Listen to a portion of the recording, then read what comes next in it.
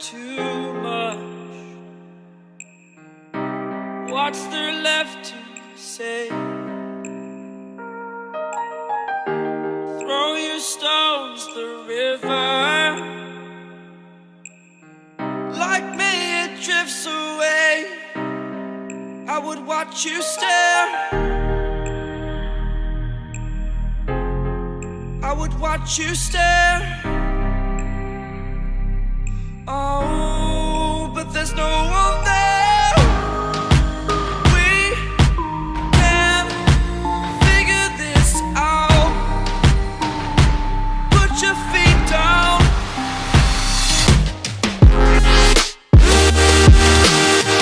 We are the lucky ones. Swallow your choice, it's done. Terrified of what's left remains unsaid until you break my mind. Until you break my mind. Until you break my thought. Until you break my thought. Hate. We all get a certain amount of it, don't we, in life, especially online. You know, if you're debating with people, you've got a disagreement, and people get, you know, there's the keyboard warrior element, and it's easy to just to say something stupid. And we probably have all done it from time to time, you know, not to an extreme, but, you know, just engaged in ad hominem attacks and so on, and whatever. And this happens, and especially for me, because, you know, obviously what I do is, I like to think is done responsibly, and it's certainly completely lawful, and so on and so forth. But of course, you know, you shoot a fox or something, you're bound to attract a certain level of hate, and I accept that, you know. And if somebody wants to call me a twat, fine. You know, if somebody wants to say you should turn the gun on yourself, and people do say that quite regularly, yeah, I can take that too. But you come onto my channel, and you threaten to rape my family and murder them, when I've got little nephews and nieces, that's crossing a line. That's not on. You know, I support free speech in every shape and form. I think you should be able to say anything to anyone, except for threats of violence or telling people to commit acts of violence. It's a pretty obvious thing. I mean, when you're doing that, that's not even a free speech issue, is it? Because that's conspiracy to commit a crime. You know, nobody talks about free speech if somebody gets in trouble for being monitored by the police and planning a robbery. So if you say to somebody, I'm going to effing kill you and rape your family, that's a crime, and rightly so. But yet we seem to live in this world which doesn't really operate like that. Because this guy, Quinn, or whatever his name is, I think he's named after River Phoenix's brother, the actor. I can never pronounce his name. I noticed after this recent comments that he'd made, and I posted it on my Facebook, because I always do. Sometimes I get these hateful comments, and they're funny, to be honest. Some of them are funny, genuinely funny, and there's a bit of playful to and fro sometimes, and that's fine. But I posted it because it was particularly hateful, and it was threatening. And then I noticed that a similar comment, a much actually worse comment, which I had, you know, a few weeks ago, which I didn't post on Facebook or anything. I think I was away at the time, and I noticed it was the same guy. Now, I'd reported him to YouTube. I'd said, like, you know, this guy's threatening me, and I blocked him. But yeah, so not only did they do nothing about it, they didn't even block him. He's still able to comment on my videos. I mean, what the hell, YouTube? What's going on? So now I've done it again, but this time I've actually gone directly to his channel and flagged his channel and said, look, this guy has been giving me abuse. And of course, while I was there, I had a look at his channel. He's got like one video. And you know, he's just some twat. You know, he's just some little kid, and you know, he's got a video of either him or his friend getting their hair cut or something. I mean, it's not really a credible threat, but it's not on. You know, you shouldn't be saying stuff like that. And if you say stuff like that on you know, a social media platform, rightfully you should be blocked and banned from that platform. I mean, it's not on, is it? Because, you know, I'm all for free speech. You should be able to say anything you like to anyone, in my opinion. Of course, we can't in the UK, but I think we should. You know, we should be like the First Amendment of the United States. And the First Amendment of the United States is quite clear.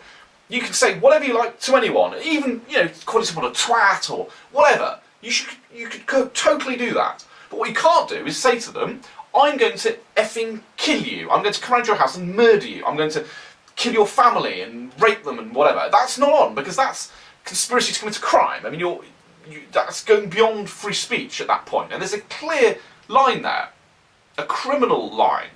And in the UK, that isn't even a line, because that's obviously illegal, because just having an opinion can be construed as illegal if it's considered hateful, apparently.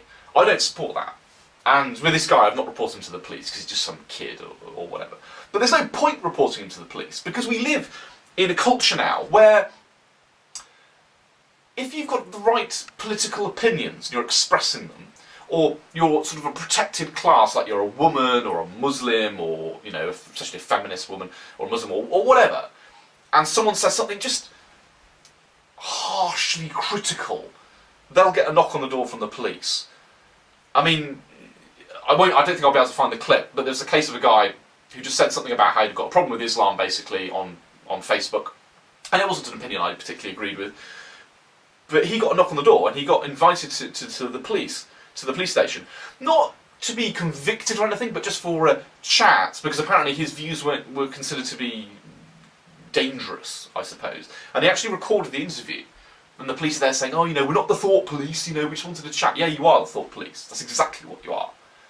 But this guy hadn't said he was going to commit violence against anyone. So there's that. But then in contrast, you've got somebody like Tommy Robinson, who isn't somebody I particularly agree with about lots of things, but, you know, he's a bit hot-headed, but he expresses his opinions, and he doesn't advocate violence. He doesn't do anything wrong other than expressing what should be his human right to express his opinions about things.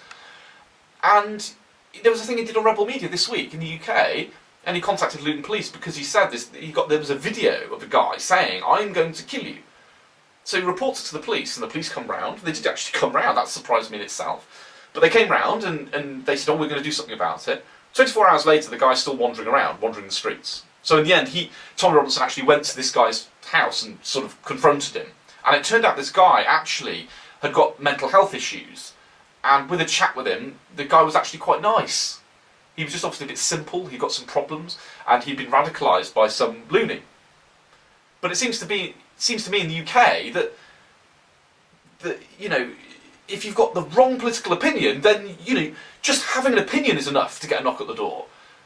But if you're against someone with the wrong political opinion, you can threaten violence and nothing will happen. Which is why there'd be no point in me going to the police about something like that. Because I'm a conservative, you know, and I go shooting, all these things that aren't sort of politically correct. Perfectly lawful, of course, but not politically correct. You're fucking a white male! So? You're a white man! So they just wouldn't take it. We see this all the time. I mean, if you saw the Jordan Peterson Cathy Newman interview, and Cathy Newman basically got her, on Channel 4, she really got her arguments destroyed in a very reasonable way when she was really being out of order. And if you haven't seen the interview, I'll play a clip of it here.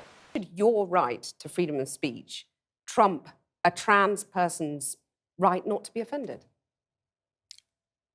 Because in order to be able to think, you have to risk being offensive. I mean, look at the conversation we're having right now. You know, like, you're certainly willing to risk offending me in the pursuit of truth. Why should you have the right to do that? It's been rather uncomfortable. Well, I'm very glad I put you on the spot.